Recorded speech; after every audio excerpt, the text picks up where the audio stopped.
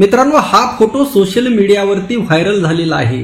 आता तो किती खरा किती खोटा कधीचा आहे याची आम्ही पुष्टी करत नाहीत, परंतु अनेकांनी फेसबुकवर तो टाकलेला आहे, अनेकांनी शेअर केलेला आहे आणि त्यामध्ये तुम्हाला खाली तिरंगा झेंडा दिसत आहे आणि जिथं अशोक चक्र असतं तिथं त्यांनी भगवा झेंडा लावलेला आहे। म्हणजे RSSला किंवा हे जे लोक आहेत या लोकांना अशोक चक्राचं एवढं वावडं का आहे, म्हणजे गौतम बुद्धांचं सम्राट अशोकांचं एवढं वावडं का आहे हे कळायला मार्ग नाही। बरं ठीक आहे, तुम्हाला गौतम बुद्धांचं वावडं आहे, तुम्हाला सम्राट अशोकांचं वावडं आहे, परंतु तुमचं स्वतःचं काय आहे?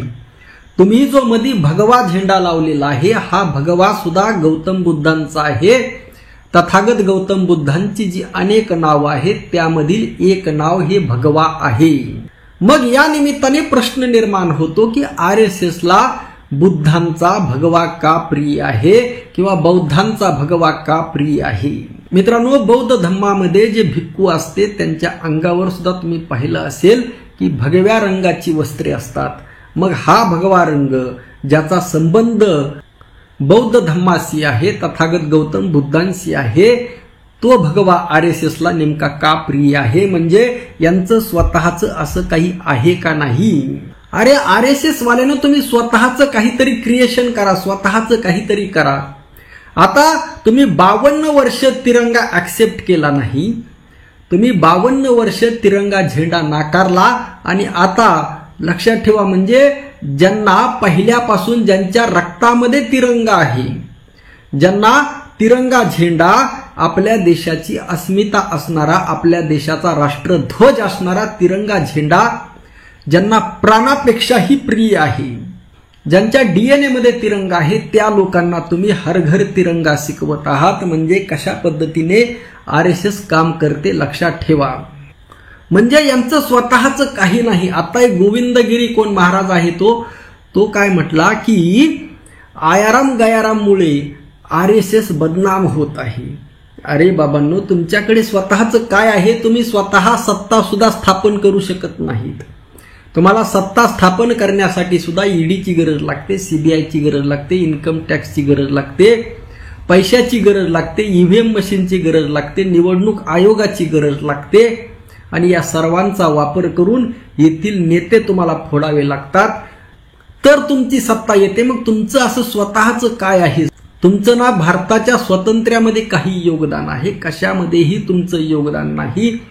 आणि मग अशामध्ये जे या भारताचा जो मूळ गाभा आहे, जो शिवतत्वाचा आहे, सिंधू संस्कृतीमध्ये सापडलेलं शिवतत्व, भगवान शंकर पार्वती आणि त्याला आदर्श मानणारे आम्ही लोक आहोत।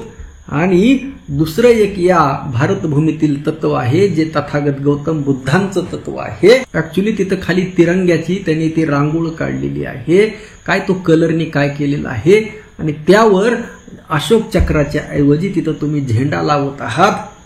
आणि तो झेंडा भगवा झेंडा जेवढं प्रेम आमचं तिरंग्यावर आहे तेवढंच प्रेम आमचं भगव्या झेंड्यावर सुद्धा आहे। जशी एखादी आई असते, तिला 2 मुलं असतात, जसा त्या आईला मोठा मुलगा प्रिय असतो तितकाच दुसरा लहान मुलगा सुद्धा प्रिय असतो। किंवा एखाद्या आईला जर 2 जुळे मुलं झाली तर त्या आईवडिलांना हे 2ही मुलं तितकेच प्रिय असतात। अगदी तितकंच जितका तिरंगा आम्हाला प्रिय आहे तितकाच भगवा सुद्धा प्रिय आहे, कारण भगवा हा स्वराज्याचा झेंडा आहे, भगवा हा तथागत गौतम बुद्धांचा आहे, भगवा हा वारकरी संप्रदायाचा आहे। आम्हाला भगवा रंग आमची अस्मिता आहे, भगवा हा आम्हाला अत्यंत प्रिय आहे। परंतु तुम्हाला अजिबात भगवा प्रिय नाही, तुम्ही नाटकी लोक आहात। ज्या पद्धतीने आज तिरंग्याचा तुम्ही उदो करत आहात त्याच पद्धतीने तुमचा उदो नाटकीपणा आहे। ज्या पद्धतीने तुम्हाला हिंदुत्व अजिबात प्रिय नाही, हिंदू धर्म अजिबात प्रिय नाही, जिझिया कराच्या वेळेस तुम्ही सांगितलं आम्ही हिंदू नाहीत, अगदी त्याच पद्धतीने लक्षात ठेवा तुम्हाला हिंदू धर्माशी सुद्धा काही देणं घेणं नाही। फक्त तुम्हाला हिंदू धर्मावर आपलं वर्चस्व कायम करायचं आहे। त्यामुळे तुम्हाला नितेश राणे चालतो, जो नितेश राणे तुमची चड्डी काढत होता, लक्षात ठेवा, तुमच्या अंगावरची चड्डी सुद्धा काढण्याचं काम नितेश राणेंनी केलेलं आहे. आणि मग तुमच्या चड्डीच्या आतमध्ये काय आहे हे दिसू नये म्हणून नितेश राणेला तुम्ही भारतीय जनता पार्टीमध्ये घेतलं. तो हिंदू हृदय सम्राट झाला नितेश राणे. वा वा वा वा वा. म्हणजे जो तुमच्यावर जहरी टीका करत होता त्याला तुम्ही हिंदू हृदय सम्राट बनवलं. म्हणजे कशा पद्धतीने तुमच्या या नीतीला जगामध्ये कुठेही तोड नाही. जो गोपीचंद पडळकर फुले शाहू आंबेडकर करायचा, लक्षात ठेवा, आता फुले शाहू आंबेडकर म्हणजे RSSच्या कंप्लीट विरोधामध्ये, एकमेकाच्या एकदम समोरासमोर, समता विरुद्ध विषमता. तो गोपीचंद पडळकर आता हिंदू हृदय सम्राट झालेला आहे.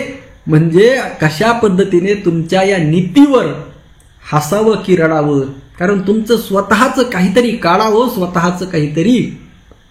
आणि तुम्ही अशा पद्धतीने तिरंग्याचा अपमान करत आहात. आणि एकीकडे देवाभाऊ देवेंद्र फडणवीस म्हणतात की जे संविधानाचा अपमान करतील, जे तिरंग्याचा अपमान करतील ते अर्बन नक्षलवादी आहेत. मग ह्या फोटो मागे हे फोटो कोणाचे, कधीचे याचा तपास लावून गृह मंत्रालय या लोकांना अर्बन नक्षली म्हणून अटक करणार का? कारण हा सरळ सरळ तिरंग्याचा अपमान आहे. नाहीतर देवाभाऊंनी जाहीर करावं की आम्हाला तिरंगा प्रिय नाही. आणि जर तिरंगा प्रिय असेल तर या लोकांवर कार्यवाही व्हायला हवी. परंतु या लोकांची अशी गत झालेली आहे, धड हेही नाही तेही नाही, दुसऱ्याच्या, आता बोललो असतो त्या शब्दामध्ये, पण दुसऱ्याच्या ह्याला आपलं म्हणण्याची यांच्यावर वेळ आलेली आहे. लक्षात ठेवा, हे प्रत्येकाला, जसं सरदार वल्लभभाई पटेल यांनी RSS वर बंदी आणली होती, महात्मा गांधींचा नरेंद्र मोदींनी किती उदो केला. म्हणजे बहुजनांनो बघा हे लोक कशा पद्धतीने वागतात.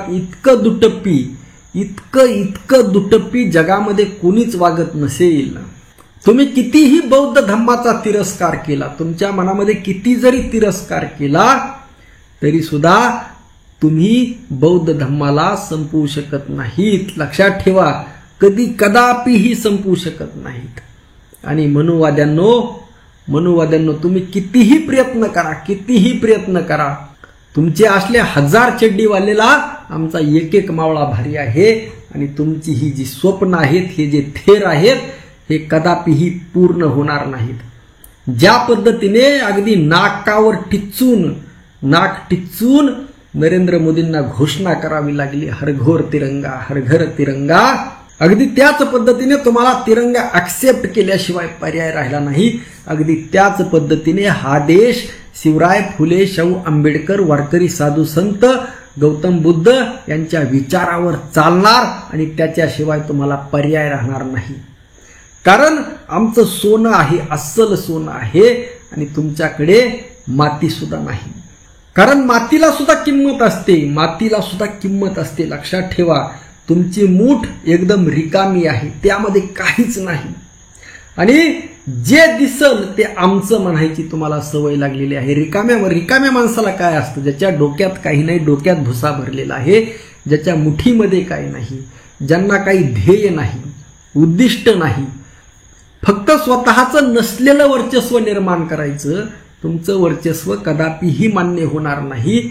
बहुजनवाद आम्ही, लक्षात ठेवा, तुम्ही कोणत्या पद्धतीने सत्ता मिळवलेली आहे, कोणत्या पद्धतीने हा देश नष्ट करायला निघालेला आहात, परंतु तुमची ही स्वप्न येथील बहुजन, येथील शिवराय फुले शाहू आंबेडकर यांना मानणारा माणूस तुमचे हे विषमतेचे स्वप्न कदापिही पूर्ण होऊन देणार नाहीत.